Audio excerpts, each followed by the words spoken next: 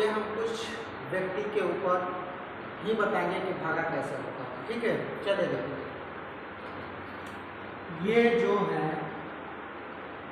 ये देख रहे होंगे कि ये पुतला बना रहे हैं, ये हमारे मिंटू माना है। कौन है भाई? मिंटू। इनके दो बेटे हो गए। कौन? एक हो गया चिंटू और एक हो गया पिंटू। ठीक है, ये कौन से भाई है? चिंटू है, आई हुए पिंटू। अब ये जो कौन है भाई? मिंटू। यानी अपने पे सब नाम रखे हैं कि मैं जैसा हूँ वैसा ही नाम रखे, अच्छा नाम है। अब ये मिंटू के पास 50 रुपया है। कितना है? 50 रुपया है। और ये दोनों जो है बराबर के हकदार हैं, तो 50 रुपया में कैसे बांटेंगे? तो ये दोनों के, ये जो मिंटू है ये अंश है। क्या है? अंश है।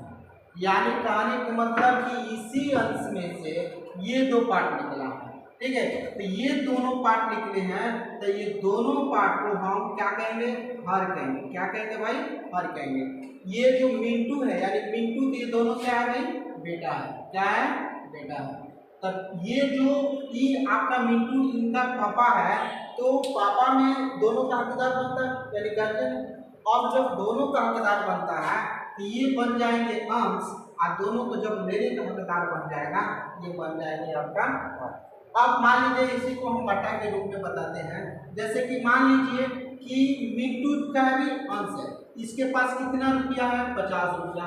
और ये दोनों को बांटना चाहता है, तो ऐसा नहीं कि किसी को ज्यादा देगा किसी का कम देगा, क्योंकि ये दोनों जो है इन्हीं के अंग है, इसलिए ये दोनों को बराबर देगा। तो यहाँ पे आप एक चीज सीखे होंगे कि चूंकि 50 जो है ये मिंटू के पास पैसा है और ये दो लोग में बांटना है, तो दो एक संख्या होगा, यानी दोनों से हम भाग कर देंगे। कितना कितना रुपया बटेगा भाई? तो ये जो अभी आपको ऊपर सिखा है कि ये जो पार्ट है इसको अंश कहते हैं। क्या कहते हैं? अंश कहते हैं। इनको कहते हैं हर। सॉरी, घर लिखा गया, इसको कहते हैं हर।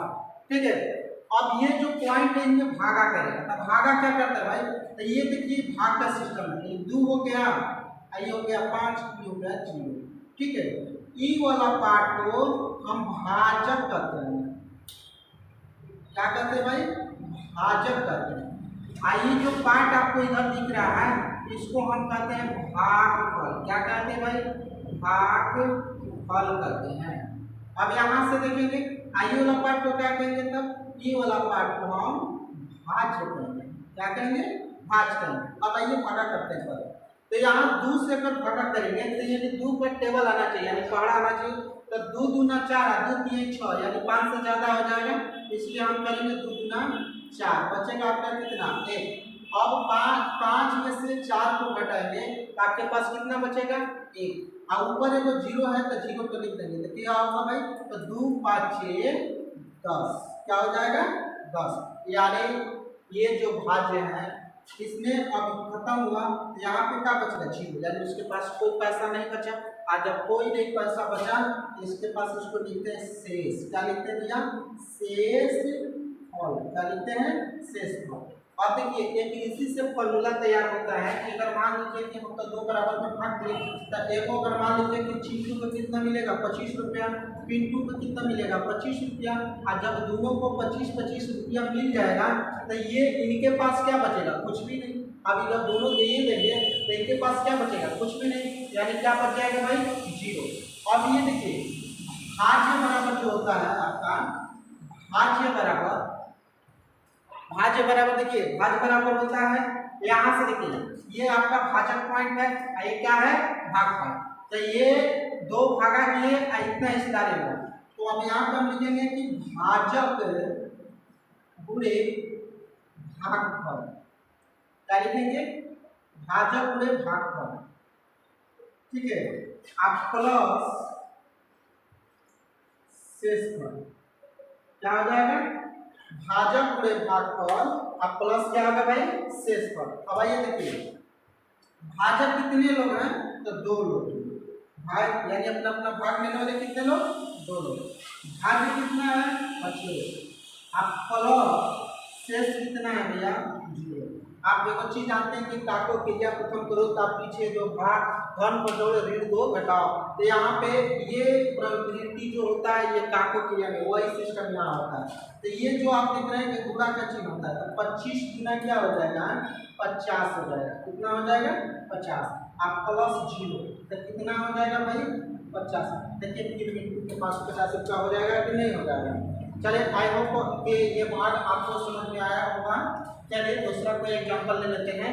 अगर मान लीजिए कि कोई अंश आपके पास 15 हो और उसमें हिस्सेदारी बनता है कितना का भैया 2 का, तो जब 2 का बनता है तो अभी इसको बताए हैं कि हम इसको क्या कहते हैं अंश कहते हैं। क्या कहते हैं भैया, ऊपर वाला पार्ट को अंश कहेंगे और नीचे वाला पार्ट को और कहेंगे। तो यानी 2 से भागा हम यहाँ पे करेंगे 15 में, तो क्या होगा 2 बार में नहीं जाएगा, 1 बार में भी नहीं जाएगा, तो क्या करेंगे सीधे पारा पड़ेंगे तो लास्ट का जो 2 7 14 होता है, लेकिन अगर आगे बढ़ाएं 2 8 16 हो जाएगा, इसलिए 2 7 14 यहाँ पे अगर घटाएंगे तो 5 में से घटेगा तो क्या हो जाएगा भाई 1 बचेगा, और जब 1 होगा तो 1 तक 2 से कटेगा नहीं, तो ये हमारा शेष होगा। अगर इसको पूर्ण रूप से अब कटाना चाहेंगे तो यहाँ एक पॉइंट बैठाएंगे, अब पॉइंट बैठाने के बाद यहाँ पे 0 को लाएंगे, जब यहाँ पे पॉइंट बैठता है तो यहाँ 0 होता है, और अब देखिए कटाएंगे तो 2 5 कितना हो जाएगा 10 हो जाएगा, यानी आपका फिर शेष पर कितना हो गया 0। यानी पॉइंट रखने का एक मकसद होना चाहिए कि उसका क्या हो जाए शेष 0 आ जाए। ठीक है, चलिए आई होप कि आपको समझ में आया होगा। अगर नहीं समझ में आया हो तो मेरे वीडियो के डिस्क्रिप्शन में आप कमेंट कर सकते हैं।